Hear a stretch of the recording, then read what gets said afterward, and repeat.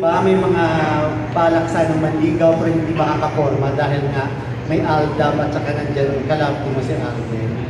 Wala naman po, kasi honestly ngayon wala naman pong pumaporma sa akin. Baka hindi ka na aware. Pwede po, pwede bang hindi po ako na-orient. Pero ngayon po, parang wala naman po ako napapansin na lumalapit sa akin. Pero kung sakali man open ka sa Pinoy Idea, kung sakali meron man manligaw, meron man mag-invite sa'yo for date, okay lang or talaga nakasara na yung kung papayag po si Alden, okay lang po. So dapat magpaalam ka muna. Huwag muna, ano muna, relax. So kailangan paalam ka muna kay Alden. Hindi naman po, wala naman paalam. Wala naman po.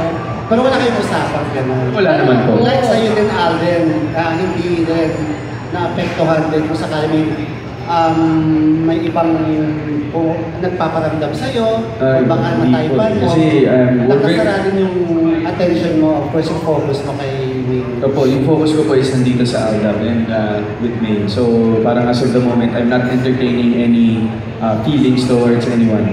Well, of course, this for your career. Siyempre, sa career yun. Pero yung sa personal mo naman, kasama pa rin ba din si May?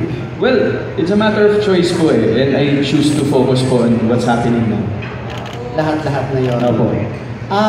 Pwede ma-share mo rin sa amin kasi napapabalita na may isa sa mga investment mo after nga nitong napakabilis ang pagbongga-bongga ng career mo, may pinapatayo ka daw na bahay sa Laguna. Kamusta na yon?